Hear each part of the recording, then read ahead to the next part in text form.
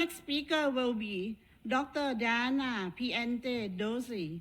Dr. Diana Piantedosi is a Senior Manager of Policy and Advocacy at Women with Disabilities Australia.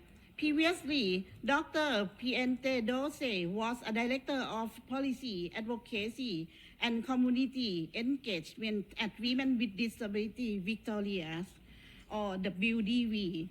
WWDA managed 3 programs, portfolios, and co-led a national partnership with Our Watch, translating the Australia's evidence based on preventing violence against women and girls with disability into a policy framework and practitioner tools, which were recognized through 2024 National Disability Awards and 2025 Good Design Awards for Social Impact.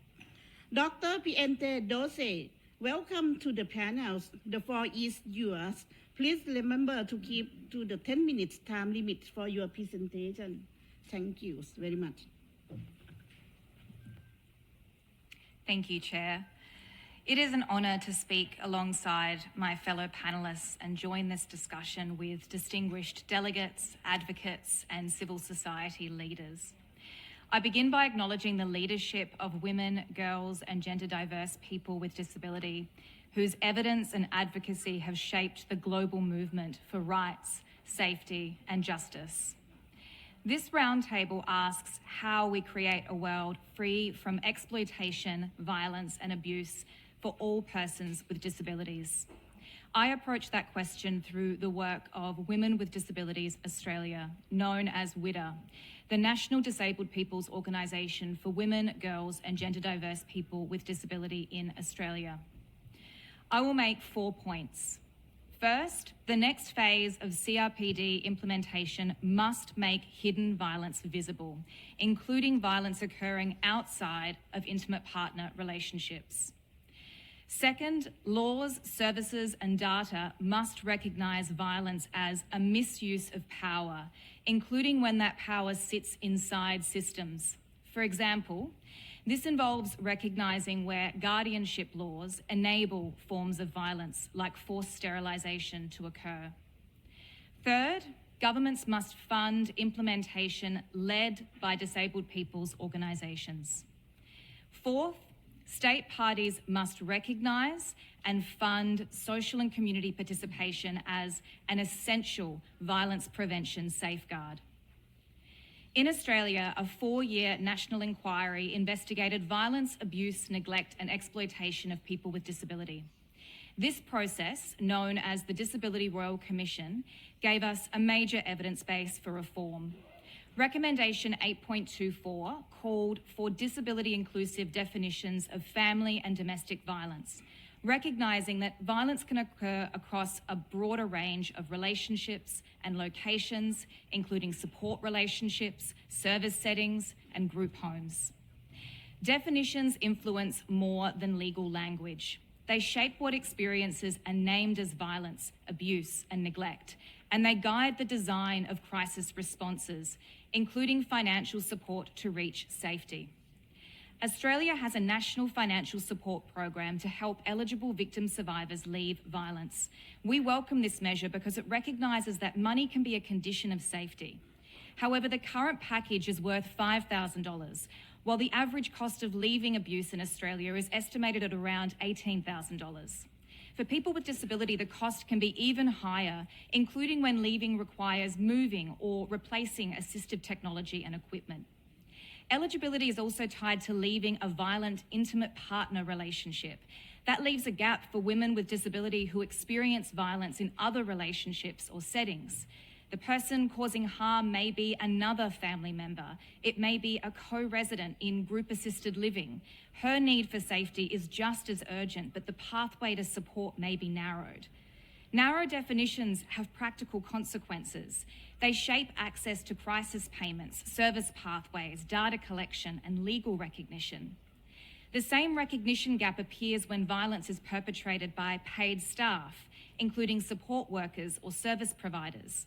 A harmful act may be handled as a provider compliance issue or a workplace matter, That pathway may address conduct issues or service failure, but it can miss the domestic nature of the setting and our right to safety at home.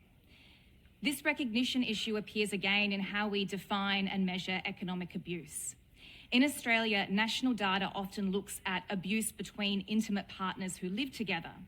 On that measure, women with disability are almost twice as likely to report economic abuse as women without disability. But this measure cannot capture the full picture.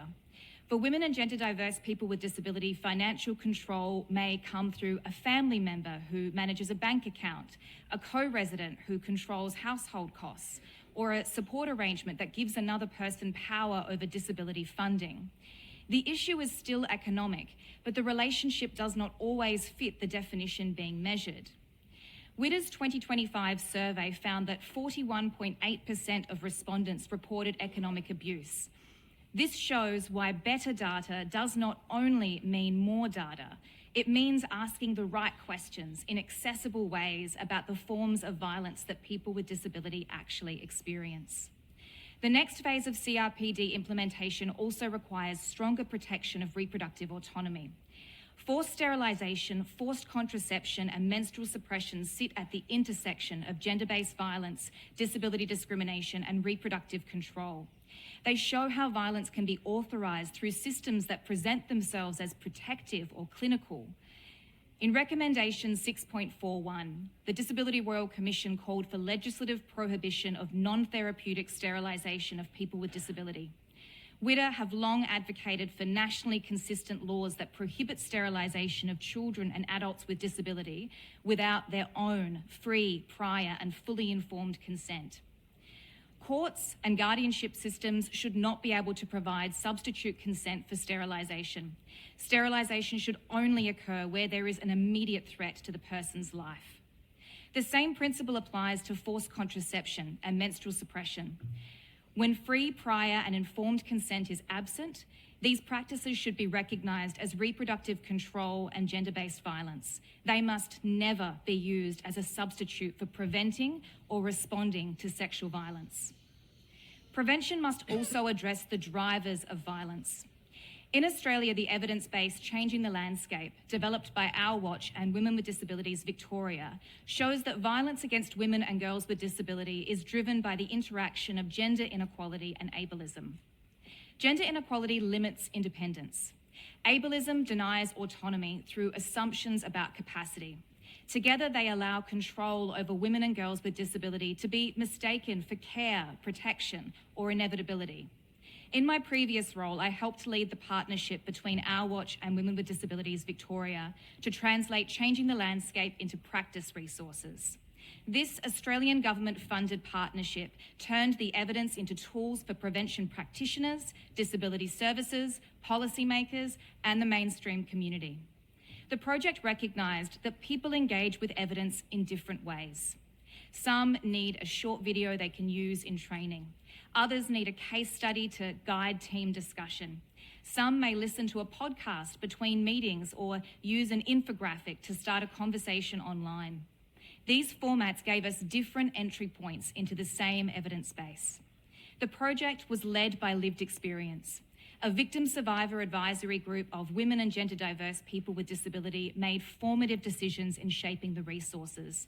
The project received national recognition, including the Excellence in Innovation Award and a Good Design Award for social impact. This shows what becomes possible when governments partner with disabled people's organisations and invest in our leadership. A second implementation example is WWDA's NEVE project, also funded by the Australian Government. NEVE is a safety and prevention resource created by and for women and gender diverse people with disability.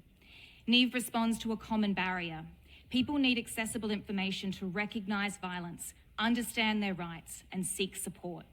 It is Australia's first easy read first website with plain English, text-to-speech, larger text options and a dedicated calm space to decompress after sensitive content. Changing the Landscape and NEVE show two sides of implementation. Practitioners need practical tools translating evidence into action. Women and gender diverse people with disability need accessible information that supports safety and decision making.